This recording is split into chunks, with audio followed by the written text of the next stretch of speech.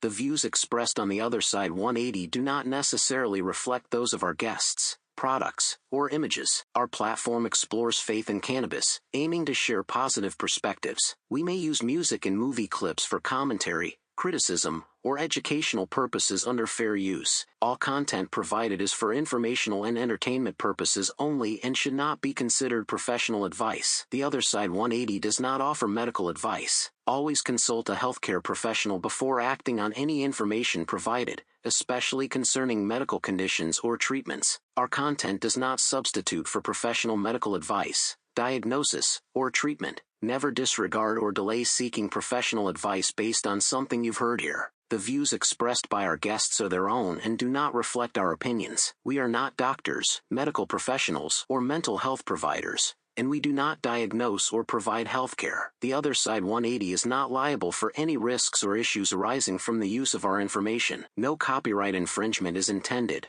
All content belongs to its rightful owners. Our content is for entertainment and educational purposes only, and any references to cannabis are not for sale or trade. We promote legal and legitimate businesses that may sell marijuana and paraphernalia. We aim to provide balanced guidance through our discussions.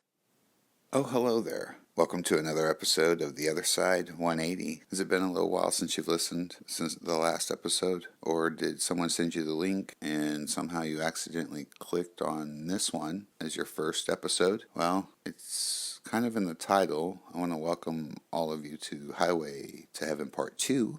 If you haven't checked out the first one, it'd probably be good to go check that one out. But you're here, and I'm grateful for that. Maybe we'll do a little recap for those who, it might have been a week since the last time they listened to Part 1. So we'll do a little recap there. I am your host, Jacob Turner. This is Part 2 of Highway to Heaven. I didn't know it was going to be even a two-parter. There's so much to say, and I'm so excited to be bringing this information to you, and I hope Part 1 was very informative. We'll touch a little bit on that, some of that, because it does translate to what we're going to talk about today. With continuing our walk with God and cannabis. Yep, if you are just checking this out, yep, I did just say we're going to walk with God and talk about cannabis. And so you might want to also go check Part 1, either after this one or whatever, but get your Bibles out, get your bongs out. Let's get ready to talk about cannabis and Jesus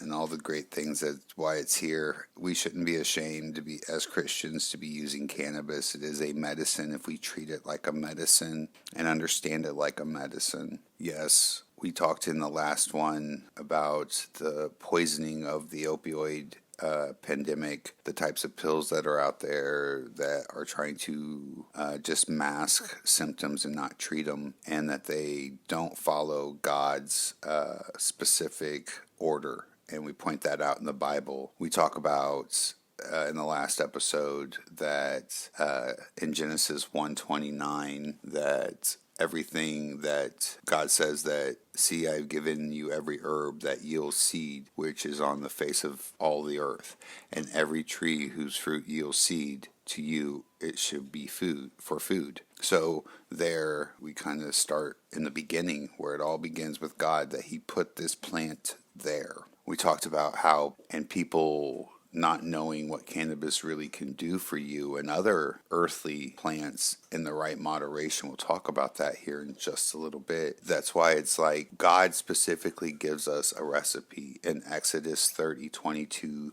through 33. And if you go and you read that, that's just one of the anointing oils. In Leviticus, we talk about, it's also mentioned in Exodus, the perfume maker. These people are designated to work with these elements to make things right. And if there's a religious order, a law to follow, these people do it. We talked about Luke in the last episode, where he would be going to those people and getting these remedies to treat people before he was following Christ. And we talk at the end of Exodus where it says that, and in Revelation, that the word sorcerer means pharmaceutics, druggists, man-made chemicals, pharmaceuticals. And at the end of Exodus, it points out that if these things don't follow God's holy order, so to speak, then these are not good. And we really got into also how Purdue Pharmaceuticals knew they were lying to us, knew they were giving us a poison, to kind of show that God kind of predicted people like that we were going to be given these chemicals that didn't follow God's order. We talk about how Purdue knew that they were just feeding the addiction. They were lying to their doctors to lie to their patients, and then they would blame their patients because people started a crime spree because of the addiction. They needed to keep getting more, and they would resort to heroin if they couldn't get their pills. So he blamed it on people, and when they did bring up charges on him, they got him for misbranding, basically criminal misbranding. And that's pretty much it. Those pills are still out there. They found loopholes upon loopholes, and yet that poison is still on the streets. I will say some of those medications, though, are needed for certain times in people's lives. You have surgery, you need pain medication. The pain is unbearable. Whether you plan the surgery or you were in an accident and you break something and you're hurting and you're in pain, I get that. You have to find a support system who's aware of what's going into your body and making sure that you are able to get off of it, and that you guys find, and then that you get the help to find somebody or someone to help you find a better way for you. Hopefully, maybe some of these podcasts will help enlighten you so that if you get ahead of it now, and if you are taking anything, go to your doctor, ask them, how do I get off of this, so that you can start reversing and detoxing your body of those poisons. I'm not saying and start doing a cannabis regimen, not at all. Just at least go to your doctor, ask them to get you off these pills. If you think cannabis is a solution, talk to them about it. Figure it out, what you need it, why you need it. Because some people don't realize that they're taking a pill when they could be taking a cream and rubbing it on those muscles and stuff, because those things work for some people. We may be able to show you other healthier things in your food and spices that if you incorporate into your daily routine, you may not need cannabis. If you also listen to what these foods and spices do for you, and we will incorporate with cannabis as well and show you how to do that especially if you pay attention to the strains. So I'm getting a little ahead of myself. So we're going to talk all about, I've mentioned in the last podcast, I have stood outside my church and medicated and ministered by saying Jesus loves you, shared a couple of tokes with some people, and got a hug. I also have had people of my church ask me a bunch of questions, various age ranges, but some of my favorite are the older generation. I mean this out of all due respect if they are figured out how to find my podcast. But in the last episode, we talked about a lot of the propaganda that taught us that marijuana was bad, and some of it was because of the church, and it was because the Bible does say that, follow the government law. So if it's lawful or not lawful. So again, so much going on, people teaching the Bible different ways and not understanding its context and translations and who wrote what. I get my first question usually is weed addictive? I want to say no. There have been no deaths tied to THC whatsoever. You cannot overdose on it, and I'm not saying I've tried, but once I share here in a little bit my THC regimen, some people would think I would die. And the thing is this regimen for me got me off my opioids. I saw a documentary episode on a channel called Vice. I can't remember the name of the show, but this was in my early stages of learning cannabis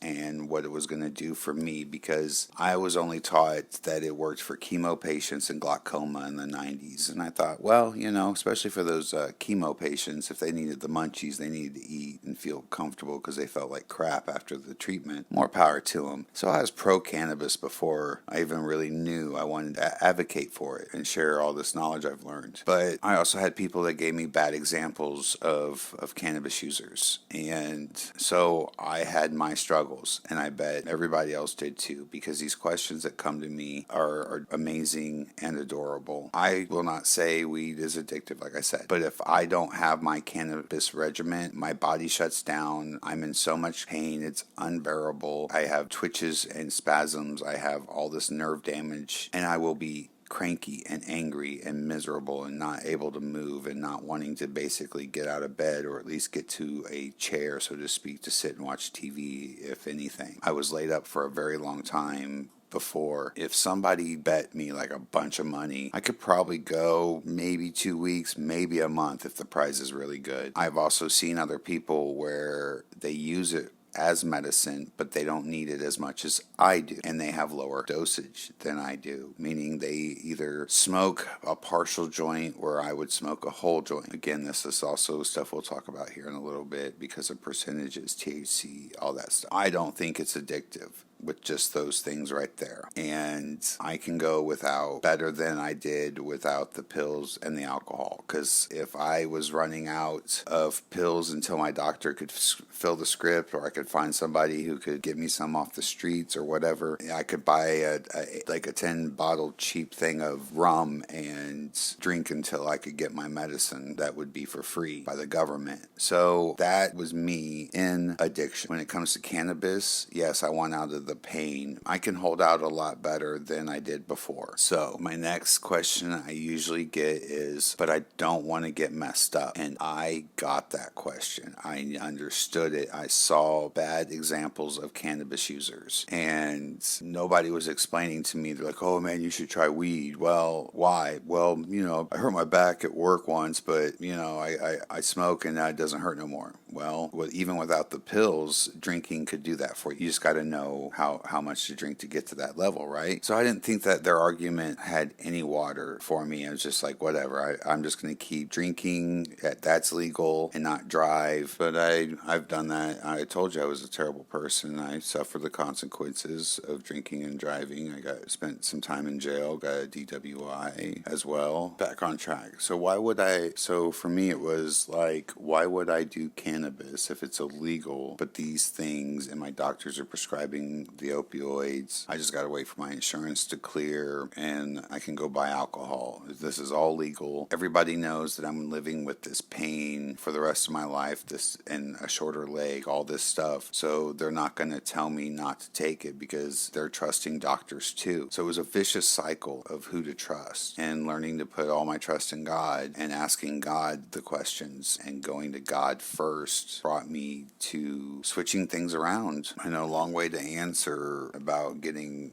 kind of messed up or whatever. But because of those bad examples, I didn't know what cannabis use meant. That's what I saw, all the negative about it. So it's all how you look at your cannabis regimen is what I try to explain to them, because there are strands out there and cannabis plants that won't mess you up if you know how to use it. Like I said, it's a long way to get to that answer. In comparison to things and the examples people are given in this world, we get lost and we're afraid to ask these questions, because not only when I discovered what it meant in the Bible, and then it made me more confident in the things I was watching and learning, these documentaries. There was this one in Maine on this channel called Vice, and I can't remember the name of the show, but they went to Maine. I'm paraphrasing. I don't know exactly if it's literally considered a methadone clinic. This rehab center focused a lot on meth users. To my understanding, when you are at a methadone clinic, you are stuck taking another chemical for the rest of your life to fight your addiction. And of course, that's something that most people I want to help avoid. Whatever to get people sober and in the right mind is also the biggest thing, because when you do those wrong chemical imbalances, it changes who you are and you become somebody nobody likes, even yourself. But these people who were struggling struggling with their addiction, wanting to get sober, other rehabs weren't working for them, they were taking a substance called RSO, and that stands for Rick Simpson oil, and is a hard concentrate of the THC plant, and the process how they extract it from the plant, it becomes this gooey, blackish, brownish, tar-looking, gross, molasses-looking, smells scary. If any cannabis users are out there listening to this,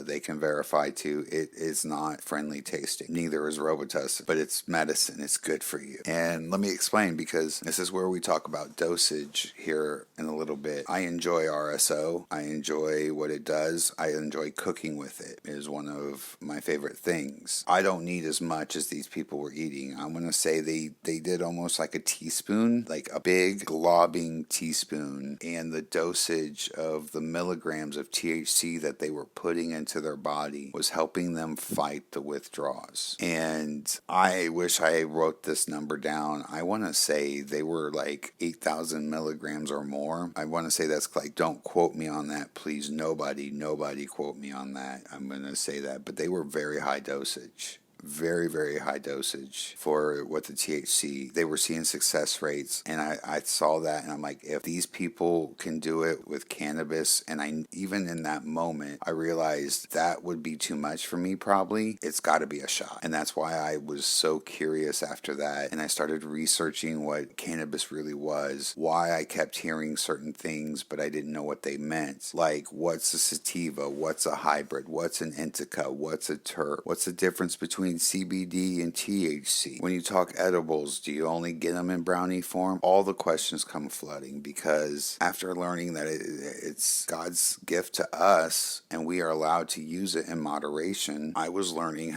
I wanted to be, I guess what you could say, a functioning pothead, successful on cannabis, meaning that I did not want to be what people saw on TV. I mean, their hoodies look really comfy though, and some of the video games they play look fun, but that's not really what I want to give into. It's especially when you know how to balance it, because with all of the CBD, THC, knowing what a sativa, hybrid, indica, and terps and how they work, it will be such a change of pace and so refreshing. I also want to include that I will say there are other plants. We talked about it a little bit in the first, or in part one, that the translation of what type of plants, and also that I saw different types of cannabis stems and bushes and stuff, and that they grow differently in different parts of the country, but yet they still provide the same cannabinoids that you are looking for, whether it's a THC or whatever. I believe that this topic we're talking about too, and not just in this episode, but in the first one, to let you know, I believe that this includes mushrooms and other plants on this earth, that if you treat it the way that God intended it for, whether you get some funny feelings from time to time or not, that the Bible holds true. After Jesus had died, gone into heaven, God had a talk with Peter, and he's on his way to meet a Gentile named Cornelius. And Cornelius has some questions. And along the way, Peter stays at this place, and they're talking about having dinner, having food with pagans, Gentiles. Peter is like, well, what if we do? We're hungry. What if we haven't eaten and they offered us food? And of course, so many cultures don't believe in beef, pork, all that stuff, right? God sends down a sheet with everything that he says that you're allowed to consume, from hooved animals to feathered to reptile. Like he says this blanket is covered with things that man has called unclean, and God's saying these things are clean. Simon Peter, I say Simon Peter because he gets his name changed. So, and we'll talk about that in another podcast. But Peter goes, what? And God goes, all right, I'll bring it down again. Look, you see all this stuff? Don't let anybody call that unclean. I call it clean. And Peter's like, no, seriously, if I'm sitting and I'm hungry, God brings down the sheet for third time and says, look, why aren't you listening? I mean, I'm paraphrasing a little bit, but this is the point, is that he brings it down for a third time. And I believe that maybe cannabis is on there because we do ingest it. Mushrooms are in there because we ingest it. And also, in that story that Simon Peter is on his way to meet Cornelius, God and him still have a conversation. And this still took some time after God had revealed to him the sheet 3 times and said, hey, this is stuff's clean. And they talked, and then Cornelius shows up. And Peter tells Cornelius that God told him to not call any man unclean, that God calls clean. All in that story, I feel that there is where if we understand Genesis 1:29, where everything that bears seed, and we look past the Revelation 21:7-8, where they're telling us that if we don't overcome it, and we jump to the last chapter of Revelation, chapter 22, it reads, Then the angel showed me the river of the water of life, as clear as crystal, flowing from the throne of God and of the Lamb down the middle of the great street of the city. And here's what I want to highlight here. On each side of the river stood the tree of life, bearing 12 crops of fruit, yielding its fruit every month, and the leaves of the tree are for the healing of the nations. I'd like to say that might reflect the medicines that are out here on our planet, out on Earth, that he put out here for us. Because now, if we really break down what these plants and these things that God have given us that are natural to treat our bodies, to heal our bodies, I hope you're excited. For those who are curious, and this is their introduction to cannabis and what it is, or if you're a cannabis user and you are curious about the Bible, I hope that we're teaching you to walk with confidence, and that you are not judged, and that God loves you, and we all love you, and that you are a brother and sister of Christ. And we are not here to condemn anyone. We're here to elevate everyone and bring them to a higher plane and an encounter with God that they've never had before, with or without cannabis or mushrooms or anything like that, at least by choice. Anyway, but what I want to do is break down this plant to help those, educate those, that they can feel comfortable and maybe finding an alternative. And again, we'll talk about some foods and things that work well with cannabis, that even on your regular daily diet without cannabis will be very helpful and beneficial to your body. So again, we'll talk about vegetation, foods, things that God says that he put on this planet for us. Where to start? We did talk about multiple things that can be mind altering, mood altering, make you feel sleepy. Mushrooms, cannabis, even opioids. And before we dig any further, one of the things that the Bible does stress a lot, whether it is drinking, cannabis, moderation in life, everything in moderation, and too much of a good thing can be a bad thing, actually. The Bible will highlight self-control and balance through the teaching of temperance and wisdom. Direct commands for moderation, in Jesus' own words, are generally understood through his teachings against anxiety and excess. So we talk about the key scriptures that tell us about emphasizing these principles. We jump to Philippians 4:5. Let your moderation be known unto all men. The Lord is at hand. This verse is often cited the primary call to balance a gentle life and encouraging believers to display reasonableness. Because again, there's scripture that says, eat, drink, and be merry. We also look at 1 Corinthians 6:12. All things are lawful for me, but not all things are helpful. That points out the opioids right there. All things, and if we continue, all things are lawful for me, but I will not be enslaved by anything. So again, moderation.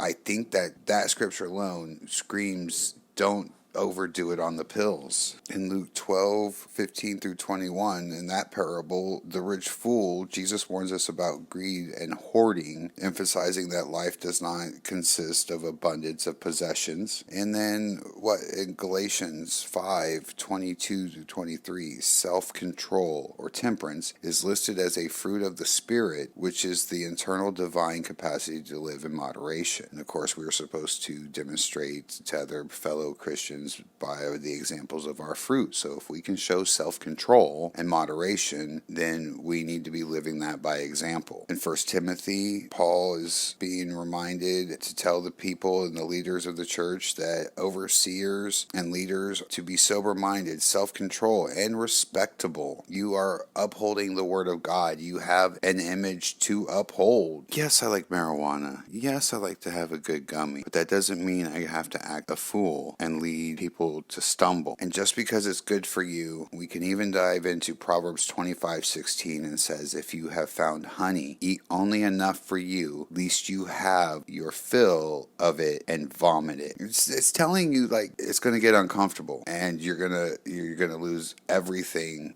because you think it's so good. I'm trying to refrain from Pooh Bear jokes or anyway. Of course, the rest of the Bible also tells us in Ephesians about don't get drunk on wine and debauchery. The Bible urges believers to avoid being slaves to habits. So here's where, before we get into the plant, I'm going to tell you everybody is different. Dosage is different. Strains are different. People who do not smoke cigarettes may not want to smoke cannabis at all because they just don't want to do it. But yet they want to get off pills and they think that all they got to do is smoke it. Here's a quick little overview of the endocannabinoid system in our bodies. It's a network in our bodies that regulates like our sleep, our mood, our pain, our appetite, like a dimmer switch. Like it helps maintain internal balance, like a homeostasis for our bodies. We have receptors, CB1 receptors that mainly are the brain and nervous system controlling pain, mood, even memory, while we have CB2 receptors, and they are in the immune system controlling like inflammation. The molecules made by your body on demand to activate these receptors is when something is off balance. So when we are in pain, when we are stressed, our body produces endocannabinoids, and to bind to those receptors that are in our nervous system to calm the nerves that are firing and to get the brain and the body to function when things are when you're dealing with inflammation. This acts like a bridge between the body and the mind to help restore health. Like, are you kidding me? What more do you need to know that that's okay to have in your body? Because it's in there and you're producing it and you need something to balance it when it gets off center. Just like a digestive system, just like a nervous system, it has a reason to be in our body. God put it there and we need to utilize it. What I'm going to share with you is my moderation, what I have to do daily cannabis use, what it has done for me. And I have told you I've hung out with other cannabis users and their dosage is different than mine. Now, I have ingested so much cannabis in one day, and that was for fun, and yet also to experiment to see what my limitations were, because you can't overdose on cannabis. If you feel like if you get too high, all you have to do is eat something or try to make sure you're eating on a full stomach. That's why sometimes you get the munchies, is so that your body is telling you put something in it so that you don't get sick, you don't freak out, you don't have a bad reaction. Basically, you can take a shower, take a nap, do all the above, and then you wake up feeling refreshed, rejuvenized, and ready to go. And in some people's cases, they're ready to ingest more, whether they light up another joint or they eat another cookie, however it is. I have eaten 750 milligrams in one day in edibles. I have not hit the 1,000 marker. I'm not trying to, but also during that day, I had smoked probably close to 8 grams to 10 grams of flour that day, with maybe 3 to 4 grams of concentrates that day. And some of you are already freaking out. We're also talking high THC percentages, terpenes, CBD blends, all this stuff, because again, my pain management is way more intense, and each strain I take has a specific purpose. I make sure that I am dosing myself right with the right strains, the right flower, the right edibles. If I don't go out and I have a big day, I am not trying to eat 750 milligrams in a day. No, sir, no, ma'am. Minimal a day is 200 milligrams eaten, if that's good edibles with what I'm smoking throughout the day. And again, my flower and my concentrates or my vape pens, those are different strains in comparison to what my edibles are. I'm still probably smoking about the same, but at the same time, they all are different. They're usually different strains, and they serve a different purpose. So I try to focus on each type of plant, the sativas, the hybrids, and the indicas. I also try to see if there's CBD, what the THC is, what type of CBDs there are, and we're going to break all that down here in just a moment. I go throughout my day dosing myself and making sure that I am not smoking or ingesting something that's going to make me maybe fall asleep when I shouldn't. Alright, so I'm going to give it my best to break it down. I've not had anybody do this for me, so I'm excited to give this my attempt to try for you, because I had to learn this on my own alongside with my best friend, trying to figure things out. It was kind of a long process, but let's break it down between what the difference is between CBD and THC first, because this is what we will is considered the potency. And the cannabinoids and the potency, their core effects interact with the body's endocannabinoid system, regulating mood, pain, and sleep. They are produced in the resin glands and the trichomes of the plant. Well, with THC, tetrahydrocannabinol, you try saying that, the main psychoactive component causes the high euphoric feeling. It stimulates your munchies, but it also works as a pain reliever. Your CBD is your cannabinoid. It's a non-intoxicating and non-psychoactive. This is known for reducing anxiety, inflammation, pain, and counteracting some of those negative effects of a high THC. You also have CBG, which is cannabinol. But this is known as the mother of all cannabinoids because it is a precursor to THC and CBD. It's non-intoxicating, but it's often used to focus and calmness and reducing inflammation. CBN is a cannabinol, not the Christian Broadcasting Network. We're talking about CBN, cannabis. Only a few of you will get that joke. A mildly psychoactive cannabinoid form as THC oxidized over aging and is heavily associated to use for sedation as a sleep aid. And then you have THCA. This is the tetrahydrocannabinolic acid, and this is a raw form of THC found in the plant, and it is not intoxicating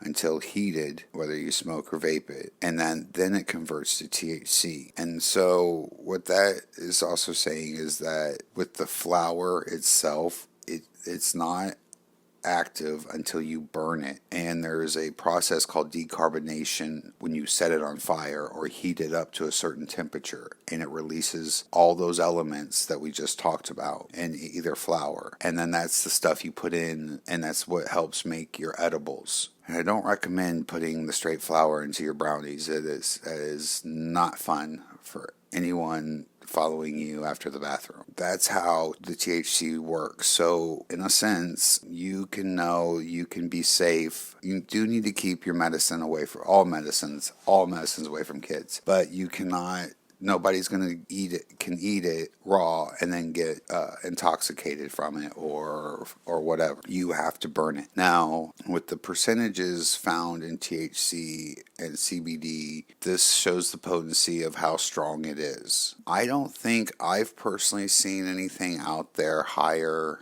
than 38% on THC in flower form. I have seen 98% THC in edible form and in concentrate form. And that's because they're pulling it straight from the plant. When you burn it, you lose a lot of it. That's why vaping it is a lot better. Some people can use a low dosage of a 9, 10, 15%. Some people stick to about the 20, especially if they're a heavy connoisseur, a daily user. I use those, especially if I have concentrates to go with it and edibles. But usually I need a high-end THC potency percentage, hopefully with some nice terpene infused, either in the pre-rolls or whatever. And we'll talk about terpenes here in a moment. And that still stands for my edibles and concentrates. I pay attention to whether they are sativas, indicas, or hybrids, and we'll get into that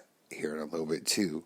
So all those play a factor, and if you know how to dose and you know what you're getting, you won't experience those effects. Because a good dispensary will inform you what you are taking. You can ask those questions. And we'll talk about that, I don't know, in this episode or next. This one might be a long one. The terpenes. Okay, this is also known as the aromatic oils that give the cannabis its scent. Some of it smells like citrus, pine, very earthy. Some are very diesel. Some smell like fruits. It's and they taste like they smell, or some of them can be peppery. Some of them can be garlicky. Some of them, this is why cooking with them is a good thing, because if you do that, you can also enhance the flavors of your food. You can also call them terps. When you look up the terpenes, they describe, all right, I might be butchering these, but we're going to describe what they are so you get an idea, because again, these are not just for flavor. These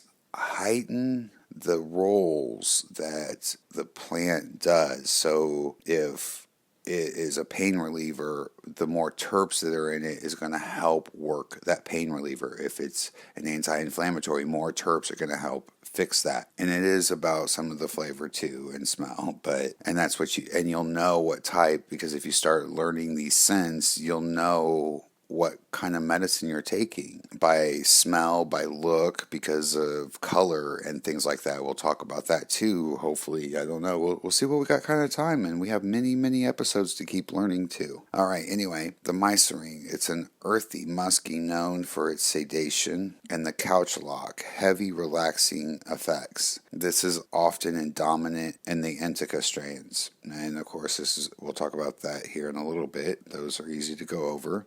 You hear the joke, into couch, indica, because again, it's that heavy sedating one. I didn't know that. I always heard the joke, and that's one of the things that scared me was like, oh, I don't want to be in the couch. That's scary. I've seen that. You have the limonene citrus style, known for its uplifting mood, stress reliever, energy, commonly known as sativas. Then you have your chirophyllines. It's a spicy peppery, unique for being the only terpene to act as a cannabinoid, binding to the CB2 receptors in our bodies to help pain and inflammation. And we have piney. It's associated with alertness. Of course, it smells like trees and the woods in a good way, and it helps with alertness, focus, and memory retention. And then you have the Lilaloo. It's a floral lavender, best known for calming, anti-anxiety, stress-relieving properties. Those are the terps. We talk real quick about the strains sativa, indica, hybrid real quick. Indicas are what I call your nighttime.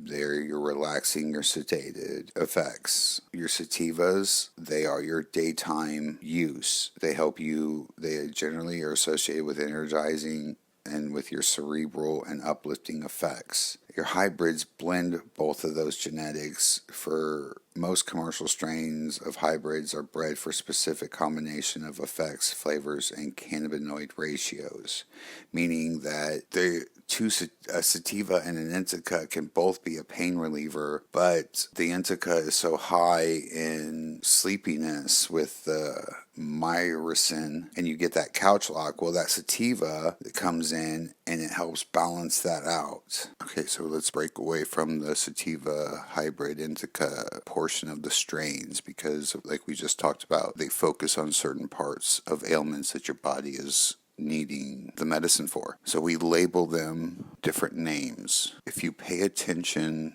to the names of a lot of these strains, a lot of them are popular names, but they have a specific purpose. Blue Dream, Maui Wowie, Strawberry Cough, Gorilla Glue, Sour Diesel. And then you have companies who are growing their own and are labeling these strains for their businesses. And so they start meshing names. And you'll get blue Skittles and watermelon Skittles, but you start trying to figure out, well, what's the difference? Well, one of them is crossed with the watermelon strain and with Skittles. So if you check the crossbreeding of them, you'll see that what you know in the Skittle strains and what you know in the watermelon strain is kind of like what a hybrid does. So that's also what they do with the crossbreeding, is so that those things balance out. I jokingly think one of the biggest reasons why crossbreeding is a thing is because if you aren't careful and you do get some anxiety and paranoia with some strains. So you got to be careful on your intake. So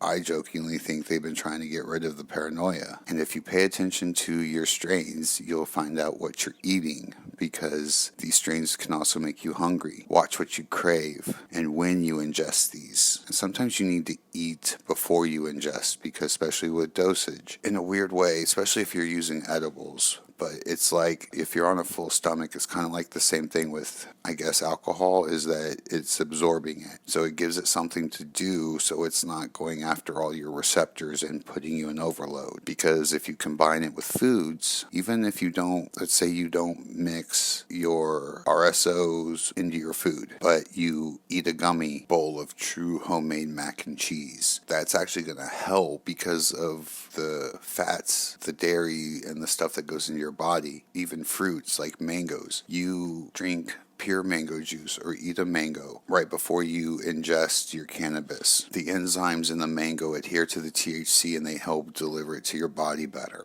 Mango is one of the number one fruits. Ginger is another one that helps elevate and push the THC levels. And if you have terpenes on top of it, and you can do all this without getting high, but you get medicated. And so cooking with it is also really good for you, because if you start mixing it with olive oil, coconut oil, butter, milk, other sugars, those adhere really well to it. You can decarb your flour, use it as a dry rub, especially if you get some of those peppery garlic ones. Mix it with some of your other herbs and spices. I have seen people gut a fish, leave it on the grill, shove buds of cannabis inside of it and smoked it. Like, they left it on the grill, they smoked it for about an hour and a half. It decarbonized inside, the cannabis decarbonized inside the fish, and it medicated the fish, and you had a medicated dinner. So you could go out in the woods and you can be in God's beautiful nature, get some fish, get a fire going, stuff it inside. And you're medicated and you're out in God's beautiful nature. You're really gonna want to connect with God. How beautiful is that? No other medicines work well with foods. You have your opioids. Okay, so I've learned that if they tell you not to eat like grapefruit with certain medications, or eat spinach or green things, it's because they're pushing so much of that vitamin or that mineral or whatever, and that fruit is going to counteract it. So they're playing experiment inside our bodies. They're deriving us of our true nutrients, and yet God puts this plant on earth for us to use, and it encompasses with other foods and vegetables and meats. Like, that is just, I don't think of any other medicine that can do that. I've mentioned before, I think in the other podcast, that one of the things that cannabis did is got me up and motivated physically. I was wearing a leg brace, special shoe, weighed 317 pounds. I admit that I didn't intend to start working out because, again, I was told I was going to be disabled, I was going to be in pain, I was going to be in a leg brace. And I didn't know what to do. I tried physical therapy with so-called professionals, but they thought since I was a big boy, tattooed, had piercings, they're like, oh, you can handle it. I was crying like a little girl by the end of it, the torture they put me through. And so I just figured, hey, I'm going to live life. I gain weight. I'm going to buy new clothes. Don't matter, right? There's nothing I can do about it. I started getting more cannabis into my system, and I started realizing my body was talking to me. My body was telling me to eat healthier. I'm not kidding. Like, I was looking at my cabinets one day. I had the munchies, plus it was like lunchtime, and I needed to eat because I was medicating, so it wasn't like a bad thing. And I'm like, I had all the nice junk you could see in front of you that would be like, oh, had any opportunity to go to McDonald's to feel this urge, and it's like, no, I just want like tuna on crackers, and I ate that, and it was the best. And then I was like, ooh, I want some watermelon. Oh, I want some fruit. And I started drinking more juices. I ended up weaning myself off of sugars. Started doing more vegetables in my diet, watching more cooking shows, and having somebody to cook with and understand that this is, a good way of life is great motivation to have somebody by your side cheering you on. But I started, like I said, eating better. And then I got to the point where I wanted to get up and move around. And this was like literally the week of the release of Pokemon Go. I'm not even kidding. I started noticing I wanted to be more active. I did not like sitting anymore. I didn't know because that was my comfort zone.